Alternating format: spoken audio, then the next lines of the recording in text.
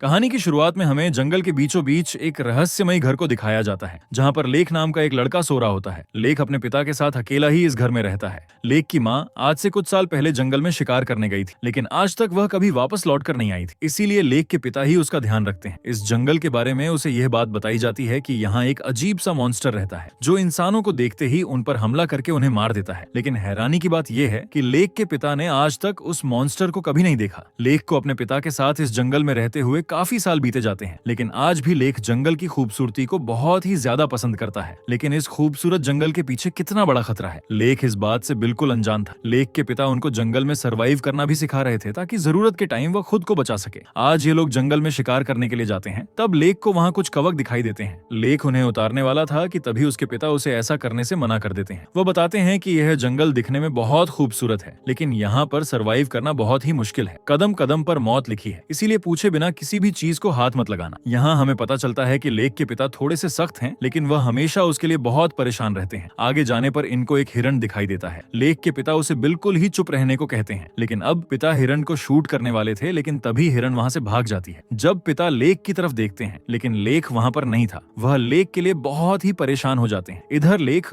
उसी हिरण का शिकार करने के लिए दूसरी साइड पर गया हुआ था, क्योंकि लेख को लग रहा था कि वह इस साइड से हिरण का शिकार कर सकता है। जैसे ही लेख अपनी गन उठाता है, उसे सामने वही अजीब सा मॉन्स्टर नजर आता है। मॉन्स्टर लेख को देखकर काफी डरावनी आवाजें निकाल रहा था। मॉन्स्टर की आवाज इतनी ऊंची थी कि जंगल में मौजूद परिंदे भी उड़कर इधर उधर चले गए थे, लेकिन लेख बहुत ज्यादा डर जाता है। तभी पीछे से उसके पिता आकर लेख पर बहुत ज्यादा चिल्लाते हैं। वह उसे बहुत डांटते हैं, क्योंकि वह उन्हें बिना बताए ही उनसे काफी दूर चला गया था। लेख के पिता उसके लिए ही बहुत परेशान हो रहे थे, लेकिन लेख कंफ्यूज था कि उसे मॉन्स्टर से डरना है या अपने पिता से। जैसे ही उन्हें मॉन्स्टर का पता चलता है, दोनों भागते हुए पास बने हुए एक हाउस में चले जाते हैं। अब लेख के पिता हाउस में छुपकर उस मॉन्स्टर को देखने लगते हैं, लेकिन तभी इनको वो हिरण दिखाई देता है, जिसे मॉन्स्टर ने बहुत बुरी तरह से चीर दिया था। हिरण की बॉडी बहुत बुरी तरीके से नोची गई थी। ये देखकर बाप बेटा बहुत डर जाते हैं। तभी लेख के पिता को वो मॉन्स्टर दोबारा से दिखाई देता है। मॉन्स्टर इन दोनों को देख चुका था, इसीलिए अब वह इनका भी शिकार करना चाहता था। जैसे ही लेख के पिता मॉन्स्टर को मारने के लिए उस पर शूट करता है, मॉन्स्टर तेजी से वहां से भाग जाता है। अपने पिता से इस मॉन्स्टर के बारे में पूछता है, लेकिन उसके पिता उसे झूठ बोलते हुए कहते हैं ये एक जंगली भालू है, इसलिए हमें उसे डरने की कोई जरूरत नहीं। लेख अपने रूम में था, तभी उसके पिता फोन पर बात कर रहे थे। वह मॉन्स्टर के बारे में बता रहे थे। पिता बताते हैं कि वह मॉन्स्टर अभी भी जिंदा है। आज वो मेरे सामने आया, मैंने उसे मारने की बहुत कोशिश की, लेकिन वो पहले से ज्यादा खतरनाक और तेज हो चुका है।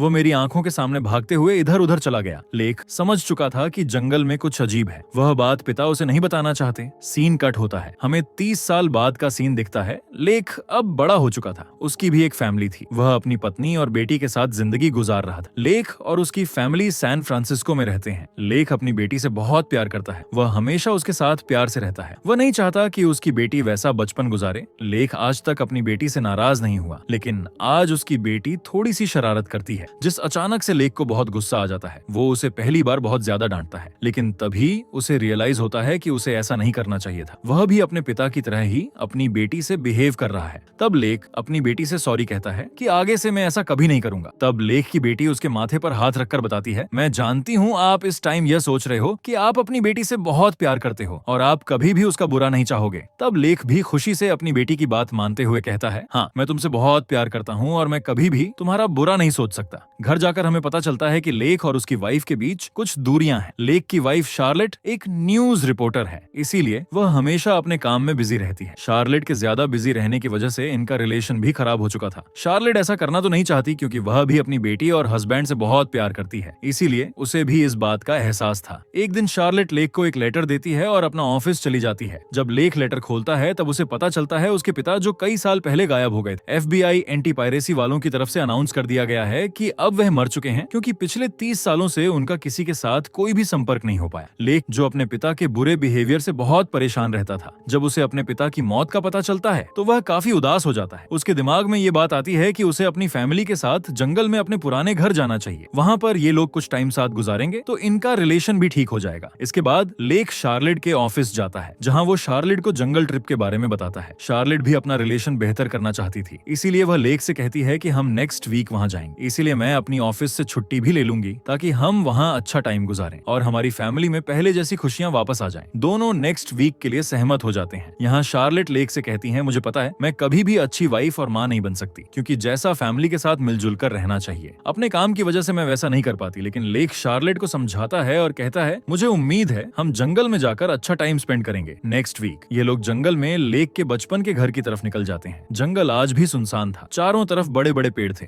लेकिन मसला ये था कि लेक को उसका घर नहीं मिल रहा था, क्योंकि वह 30 साल बाद इस जंगल में आया था। जंगल पहले से काफी घना और बदल चुका था। मसला यह भी रहा कि वहाँ मोबाइल के सिग्नल्स भी नहीं थे, जिससे ये लोग मैप से अपना घर ढूंढ सकते। तभी दूर हाउस में एक आदमी अपनी गन लिए इन्हें देख रहा था। आदमी धीरे धीरे इनकी तरफ आता है। लेक और उसकी फैमिली भी आदमी को देख लेते हैं। तीनों बहुत डर जाते हैं, लेकिन अच्छी बात यह थी कि वह आदमी लेक को पहचान जाता है। असल में यह आदमी लेक का बचपन का दोस्त था। आदमी के हाथ में गन देखकर शार्लेट बहुत ज्यादा डरी हुई थी, इसीलिए वो लेक को आदमी से दूर जाने को कहती है। लेकिन लेक बताता है कि यह जंगल काफी खतरनाक है, यहाँ अलग अलग किस्म के जानवर पाए जाते हैं, इसीलिए जंगल में रहने वाले हर इंसान के पास अपनी सेफ्टी के लिए गन जरूर होती है। आदमी को बताता है कि मैं आज कई साल बाद जंगल में आया हूँ, इसीलिए तुम प्लीज मुझे मेरे घर का रास्ता बता दो। आदमी इनकी कार में बैठ जाता है और अब ये लोग घने जंगल के अंदर चले जाते हैं। जंगल में सफर करते हुए इन्हें रात हो चुकी थी और अब तक ये लोग अपने घर के बिल्कुल करीब पहुंच चुके थे। तभी इनकी गाड़ी के सामने कोई चीज आती है। लेक का ध्यान उसकी तरफ जाता है, इसीलिए इनका बहुत बुरी तरह एक्सीडेंट हो जाता है। इनकी गाड़ी दो पेड़ों के बीच लटक जाती है। घबराया हुआ लेक का दोस्त गाड़ी से बाहर निकलने की कोशिश करता है। जैसे ही वह गाड़ी का डोर खोलता है, वह नीचे गिर जाता है। तभी वहाँ मॉन्स्टर आकर आदमी पर हमला कर देता है। आदमी मदद के लिए चिल्लाता है, लेकिन मॉन्स्टर आदमी को चीर फाड़ कर मार देता है। गाड़ी के अंदर लेक शार्लेट और उनकी बेटी बहुत ज्यादा डर जाते हैं। थोड़ी देर बाद जब इन्हें लगता है कि बाहर बिल्कुल खामोशी है, ये लोग गाड़ी से बाहर आने की कोशिश करते हैं, लेकिन तभी मॉन्स्टर लेक की बाजू पर हमला करता है। किसी तरह यह लोग गाड़ी से बाहर आकर जंगल में भाग जाते हैं। तभी इनके सामने एक घर आता है। ये घर वही था जहाँ लेक ने अपना पूरा बचपन गुजारा था। तीनों जल्दी से घर के अंदर चले जाते हैं, क्योंकि मॉन्स्टर इनका पीछा कर रहा था। घर के अंदर जाते हुए मॉन्स्टर इन्हें देख लेता है, यानी उसे पता चल चुका है कि इस घर में कुछ लोग आ चुके हैं। अंदर बहुत ज्यादा अंधेरा था, इसीलिए लेक वहाँ से एक लाइट ढूंढता है और फिर घर का जनरेटर ऑन करता है। घर की लाइट्स ऑन हो जाती हैं। अब तक बाहर से आवाजें आना भी बंद हो चुकी थी। जब लेक विंडो से बाहर देखता है तो पता चलता है कि मॉन्स्टर वहाँ से जा चुका है। शार्लेट अपनी बेटी को सुलाती है और लेक के पास आकर बताती है, समझ नहीं आ रही ये क्या चीज है। लेक को भी बिल्कुल समझ नहीं आ रहा था कि ये आखिर क्या चीज है, क्योंकि मॉन्स्टर न पूरी तरह इंसान लग रहा था और ना ही कोई जानवर। शार्लेट कहती है, हम अकेले इस मॉन्स्टर का मुकाबला नहीं कर सकते हैं और ना ही अब हम इस घर से बाहर जा सकते हैं। कुछ भी करके हमें बाहर से मदद मांगनी चाहिए। तब लेक अपने पिता का रेडियो ऑन करता है। रेडियो से वह मदद के लिए किसी से संपर्क करने की बहुत कोशिश करता है, लेकिन किसी के साथ भी उसका संपर्क नहीं हो पाता। अब दोनों बहुत ज्यादा परेशान थे। उन्हें बिल्कुल समझ नहीं आ रहा था कि उन्हें क्या करना चाहिए। अब वे इस घर में बिल्कुल कैद हो चुके थे। तभी लेक को कुछ अजीब होने लगता है और उसकी हालत बहुत खराब हो जाती है। लेक की बाह पर जो चोट लगी थी, अब उसमें से खून आने लगता है। शार्लेट जल्दी से लेक की पट्टी करती है और सोने के लिए दूसरे कमरे में चली जाती है। लेक को नींद नहीं आ रही थी, इसीलिए वह दरवाजे को अच्छे से सील करने लगता है। तभी उसे बाहर से तेज आवाजें सुनाई देने लगती हैं, लेकिन इसके बावजूद भी शार्लेट और उसकी बेटी आराम से सो रही थी, क्योंकि उन्हें ये आवाजें सुनाई नहीं दे रही थी। लेक डरते डरते उस आवाज का पीछा करने लगता है। तभी उसे पता चलता है कि यह एक मकड़ी की आवाज है जो अलमारी के अंदर थी। आवाज सुनकर लेक काफी हैरान हो जाता है कि यह आवाज सिर्फ उसी को क्यों सुनाई दे रही है। असल में जिस मॉन्स्टर ने लेक को काटा था वह एक भेड़िया था। भेड़िया जिस भी इंसान को काटता था, वह इंसान भी भेड़िए के वायरस से इन्फेक्ट होकर भेड़िए जैसा अजीब मॉन्स्टर बन जाता। इस वुल्फ वायरस की वजह से लेक की सुनने की ताकत भी बहुत ज्यादा हो चुकी थी, इसीलिए लेक को अब वहाँ हर चीज की आवाज सुनाई दे रही। तभी उसे पता चलता है कि बाहर वही भेड़िया आ चुका है जिसने उस पर हमला किया था। लेक धीरे धीरे दरवाजे के पास जाता, लेकिन तभी मॉन्स्टर नीचे से दरवाजा तोड़कर लेक का पांव पकड़ लेता है और उसे बाहर खींचने की कोशिश करने लगता है। लेक बहुत ज्यादा चिल्लाता, शार्लेट भी डर जाती है। तभी वह पास पड़ी हुई एक कुल्हाड़ी उठाती है और वुल्फ को मार मार कर अपने पति से दूर कर देती है। अब तक लेक में भी वुल्फ वायरस बहुत हद तक फैल चुका था। उसका शरीर बदल रहा था, दांत गिर रहे थे और उसे आवाजें और भी ज्यादा सुनाई देने लगी थी। लेक की अपनी आवाज अब खत्म हो चुकी थी और धीरे धीरे वह वुल्फ की आवाज में घुर्राने लगता है। लेक शार्लेट से कुछ कहने की कोशिश करता है, लेकिन उसकी अजीब सी आवाज में